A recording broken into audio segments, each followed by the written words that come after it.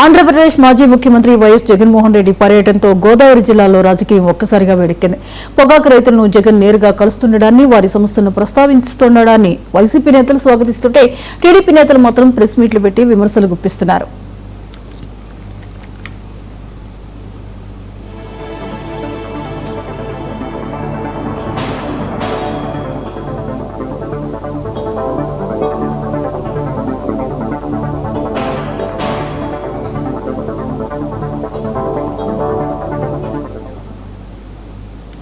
YS Jaganmohan Reddy తూర్పు గోదావరి జిల్లా దేవరపల్లి మండలంలో నేడు పర్యటిస్తున్నారు. ఉదయం 9:45 తాడేపల్లి నుంచి హెలికాప్టర్లో బయలుదేరి 10:30 దేవరపల్లి చేరుకుంటారు.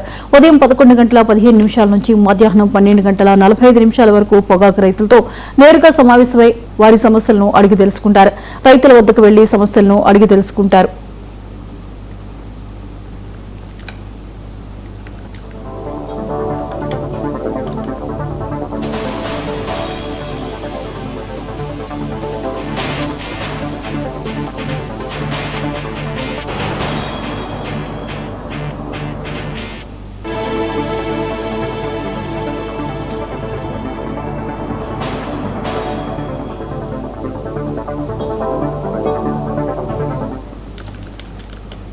అయితే జగన్ గోదావరి జిల్లాల పర్యటనపై టీడీపీ తీవ్రస్థాయిలో స్పందించింది. తాడేపల్లిగూడెం నియోజకవర్గ టీడీపీ ఇన్ఛార్జ్ వలవల బాబ్జీ మాట్లాడుతూ జగన్ పర్యటన కేవలం ఒక రాజకీయ డ్రామా మాత్రమేనని కొట్టిపారేశారు. ప్రస్తుతం పొగాకు రైతుల్లో ఎలాంటి ఆందోళన లేదని స్పష్టం చేశారు. గతంలో రైతులు తీవ్ర సంక్షోభంలో ఉన్నప్పుడు వైసీపీ ప్రభుత్వం కనీసం మార్కెట్లో జోక్యం చేసుకోలేదని, ఎలాంటి ఆర్థిక సాయం అందించలేదని ఆరోపించారు. రైతుల గురించి మాట్లాడే నైతిక హక్కు వైసీపీకి లేదని మండిపడ్డారు.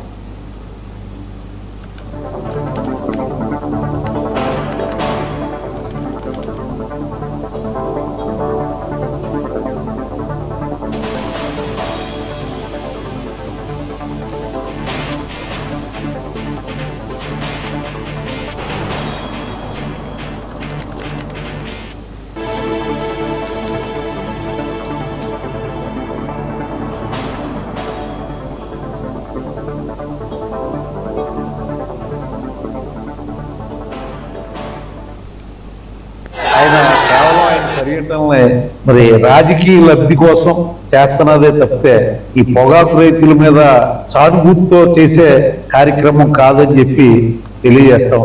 కూటమి ప్రభుత్వంలో మరి పొగాకు రైతులకి 10 రూపాయలు కిలోకి పెంచడం జరిగింది.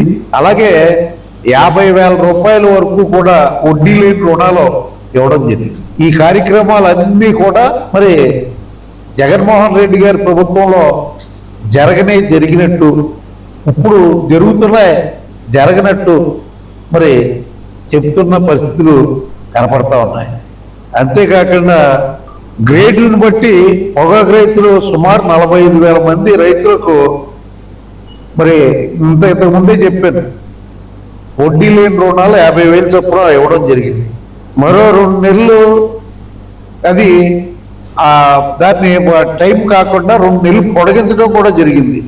అలాగే కనీస కొనుగోలు ధరలను బ్రైట్ గ్రేడ్కి 230, మీడియంకు 190, హాఫ్ స్టైల్కు 130, లో గ్రేడ్కి 110గా ఖరారు చేసి రైతులకు అండగా నిలబడిన ప్రభుత్వం కూటమి ప్రభుత్వం.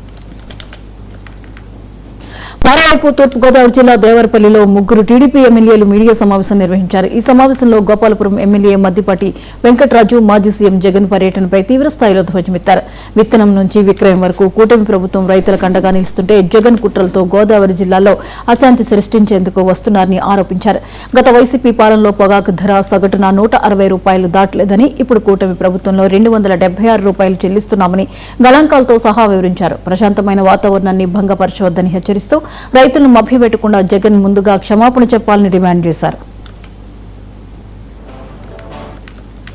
దిగ్విజయంగా పూర్తి చేసుకుని అటు అభివృద్ధి, సంక్షేమం, సుపరిపాలనతో పాటుగా రైతు సంక్షేమం ధ్యేయంగా ఈ ఆంధ్రప్రదేశ్ రాష్ట్రాన్ని వ్యవసాయ ఆధారిత రాష్ట్రంగా ఉన్న ఈ రాష్ట్రంలో వ్యవసాయాన్ని అటు సాగునీటి ద్వారా ప్రతి ఎకరాకు నీళ్లు అందించాలనే ఒక మహాయజ్ఞంగా ముందుకెడుతూ అటు రైతుని వ్యవసాయాన్ని లాభసాటిగా చేయాలనే సంకల్పంతో పాలన నిర్ణయాలు చేసుకుంటూ ముందుకు సాగుతున్న తరుణం ఇది.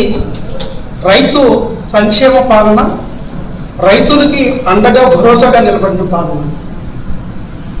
జగన్మోహన్ రెడ్డి గారి యొక్క పరిపాలనలో 2019, 2024 వరకు గణనాంకాలు తీసుకుంటే రైతు ఎంత తీవ్రంగా నష్టపోయాడు అనేది అనేక ఉదాహరణలు మన కళ్ళ ముందు ఉన్నాయి. అయితే కూటమి ఎమ్మెల్యేలు చేసిన వ్యాఖ్యలకు వైసీపీ రాష్ట్ర రైతు విభాగం అధ్యక్షుడు జున్నూరి బాబీ కౌంటర్ ఇచ్చారు. రైతు పోరాటాలను గంజాయి, బ్లేడ్ బ్యాచ్ అని విమర్శించడం సరికాదన్నారు. డ్రగ్స్ వ్యవహారంలో ఎంపీ పేరు వచ్చినా కూటమి నేతలు పట్టించుకోవడం లేదని, అలాంటి వారితో కలిసి రాజకీయం చేస్తున్నారని ఎద్దేవా చేశారు. జగన్ స్వయంగా పొగాకు రైతుల సమస్యలను వెలుగులోకి తీస్తుంటే ఓర్వలేక కూటమి నేతలు ప్రెస్ మీట్లు పెట్టి అసత్య ప్రచారాలు చేస్తున్నారని మండిపడ్డారు.